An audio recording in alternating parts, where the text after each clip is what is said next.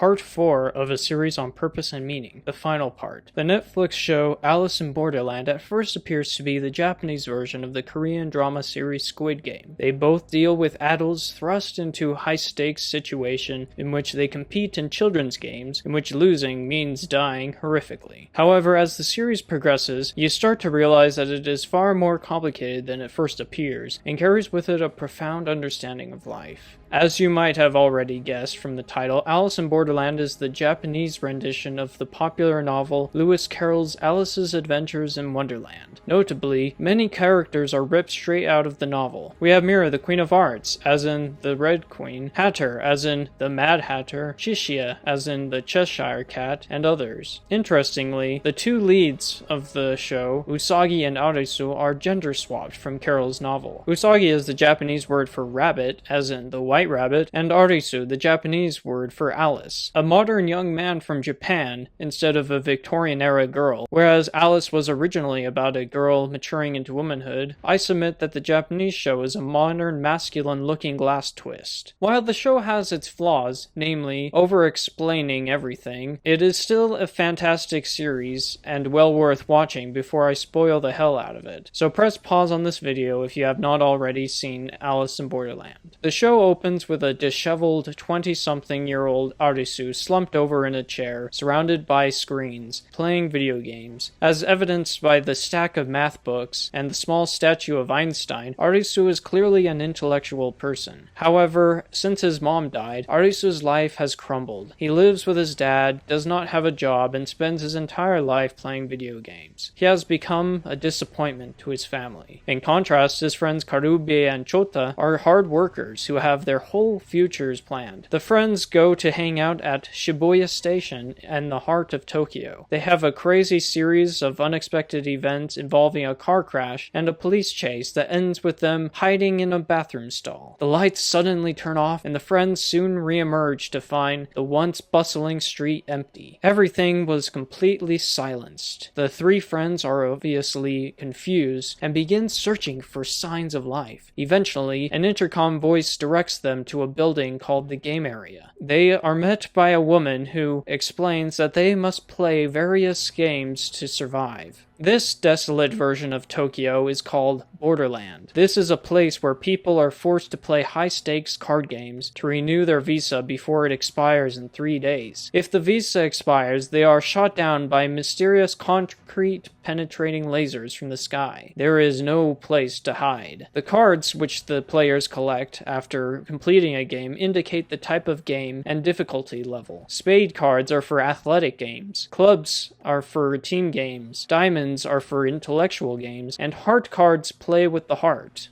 The first game they play involves a series of rooms with 2 doors, one with an image of death and another for life. They must choose the correct door in a certain amount of time unless they want to burn to death. One particularly ruthless woman, Shibuki, pressures everyone to make a decision until someone finally snaps and chooses a door only to be killed by the laser. Arisu finally figures out how the game works in the 3rd room and uses math to determine which door to choose to avoid the literal dead-end rooms. As a side note, Lewis Carroll was also a mathematician who heavily incorporated math in his original novel. Arisu's friends had previously recognized his competence before they entered Borderland, with Karube voting for him as the most likely to survive a zombie apocalypse. Now this prediction was coming true, with Arisu demonstrating his ability to use reason through the games and survive. And the zombie apocalypse becomes a prophecy in the 3rd episode. In the episode, the friends, along with Shibuki, are confronted with a 7 of Hearts game in a botanical garden. The game acts as a reverse hide-and-seek, with the many hunting down the one. Horror shocks the group and divides them as they quickly realize that the rules of the game indicate that only one of them can survive. There is much crying and gnashing of teeth. Arisu tries to figure out a way that they all can live before their collars explode, but to no avail. Arisu's friends come to a hard decision that he must live on as the person with the greatest potential to survive and discover what the Borderland is. Arisu found himself through the looking glass, his reality becoming the opposite of what what he wanted. He becomes heartbroken and severely depressed. With his friends now dead, how can he go on? He screams in agony. He simply lays face down in the streets of Tokyo for days, waiting for the laser in the sky to take him. He can't even move a muscle or speak. That is, until Usagi, having recognized him from a previous game, finally takes pity on him and asks him a simple question. 行きたい?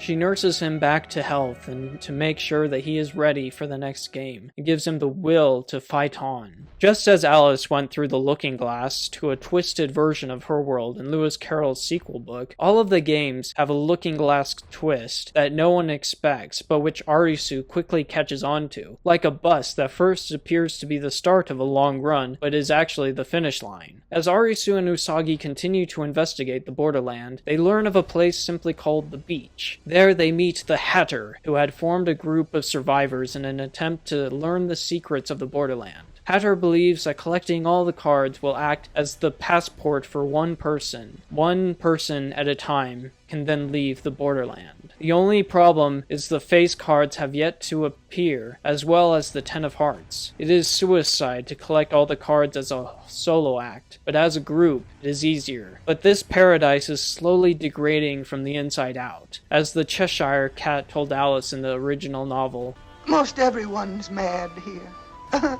And so too in Borderland. In the original novel, the Mad Hatter had murder time, angered the Queen of Hearts, who punished him to be the host of a never-ending tea party. In Borderland, the Queen of Hearts used him to create the beach as another never-ending party. She may have also given him the idea to collect the cards. Being the king of a never-ending party fed too much into the Hatter's ego, who began to see himself as the savior of everyone at the beach. You could say that he is the Andrew Tate of the Borderland, an uber-confident, unyielding man who knew what he wanted and went out to get it. His plans were enforced by a militant corpse of the beach, and failure to go along with the Hatter's plans results in death. The Hatter recognized Arisu's intelligence after he proved himself in a game and wanted to have him on his council as they prepared themselves for the inevitable arrival of the Ten of Hearts. Unfortunately, Hatter would be unceremoniously killed by Aguni, his once close friend and the head of the militant corps. Aguni accused Hatter of lying to the people of the beach and about how to escape Borderland. Hatter knew he was right and so forced Aguni's hand to shoot him. With the king of the beach now dead, the Ten of Hearts game was set to commence. This game was a timed witch hunt, finding and burning the person responsible for the death of a young woman. The game quickly became chaos, with hundreds of bodies piled up in a burning fire. No one knew who to trust. Aguni, already in despair over the death of his friend, began ordering the military corps to start killing everyone. Perhaps he was trying in his own way to fight the chaos, through tyrannical methods. Meanwhile, Arisu was locked in a room after being blamed for attempting to steal the cards Hatter had stashed away in a vault. Usagi searched desperately for him, knowing only he could solve the riddle. Arisu is freed and stands before the crowd to reveal the hidden truth of the Ten of Hearts game. He remembers how the games all have a looking glass twist. He considers what he would do if he was the game master. He reveals the truth about Hatter's death and explains how the Hatter dying created a vulnerability in the beach people that the game master could exploit. The young dead girl had actually committed suicide, a fact confirmed by fingerprint evidence. Hundreds of innocent people were killed, just like real-life witch hunts. The Queen of Hearts had played them all for fools. With the beach destroyed, set ablaze by Naragi, and all the number cards collected, the face cards finally came out to play. The first face card that Arisu and his friends must confront is the King of Clubs. The king was the leader of a rock band in the real world. He gives Arisu a more positive form of masculinity than Hatter, Aguni, or Naragi. When asked why he is completely naked, the King of Clubs responds with, "Why not? In this world without rules and near certain death around every corner, why not forgo all social constructs?" He tells Arisu, ゲームをしてるとね、その人間の本来の姿が見えるんだよ。真っ裸がライブと同じだ。俺は人の真の生き様を見たかったのかもしれない。 Or as the Joker put it, In their last moments, people show you who they really are. case in point, Niragi. After suffering a serious third-degree burns from the witch hunt game, he could tell his time was numbered as he began coughing up blood. Seeing that being on Arisu's team at the King of Clubs game would get them all killed, with nothing to lose, he let his monstrous side loose on Usagi. In contrast, when faced with death, another team player, Tata, is revealed to have a heroic spirit, as seen when he sacrifices his hand to get his wristband off for Arisu to use and win the game. Another point would be the Jack of Hearts game, a game about deception and betrayal, a game where you have a collar with a certain suit on the back, which changes each round. Each player must find someone they can trust to help them survive the next round, someone to tell them what suit is on their collar. The game will only end when they find and get the Jack of Hearts. Everything goes smoothly at first, but panic and pressure quickly set in as the numbers continue to be reduced. Cowards and the wicked are revealed.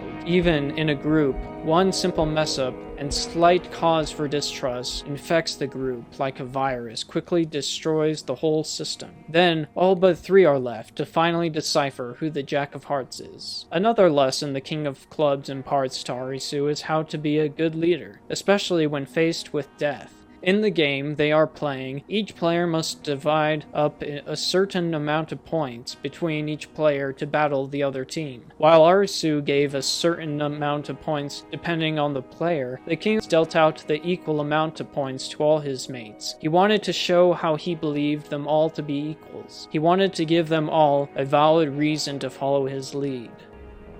ただ闇雲に相手を引っ張っていけばいいってわけじゃない。相手の思いを受け止め、待ってあげることも必要だよ。そうすればいつか理解し合える日がきっと来る。 The King of Clubs saw something in Arisu, a certain strength of will, but he noticed Arisu holding back, and so he challenged him to give it his all. At the end of the game, when Arisu made a desperate move to win, he confronted the King of Clubs for answers about the Borderland. Answers the king had promised to give Arisu if he won. Arisu wanted to know if there was a way back to the old world, but Arisu was disappointed to learn the king didn't know the answer to that question. Maybe they were trapped to play death games forever until they can't go on any further. Maybe existence was meaningless, no purpose to be found, no end goal to strive towards. Arisu was frightened that he wouldn't have the strength to keep going like the King of Clubs. 俺には無理だ。俺はあんたみたいに強くなれねえ。君は俺にはなれないし、なる必要もない。選択肢は常に君だけのものだよ。早く見つかるといいね。誰かの真似じゃなく、君にとっての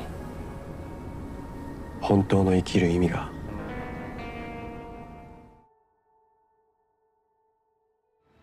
ここでは人生など無意味だ。人間も無価値だ。この世界は僕たちにそう教えたいのか。アリス、人生ってのはな、こう行き詰まってるようで必ずその曲がった先に道が細く続いてるもんなんだよ。一度聞いてみようと思ったんだがな。お前は何を思って生きてる？何のために生きようなんて思ってんだ？元の世界に戻るためか、それともあの女のケツを追うためか。生きるために理由なんかないよ。ここでまだ命がある限り俺は生きたい。目的がなくなってもね。軟弱な精神だな。でもそれが人間じゃない。ああ、羨ましいよ。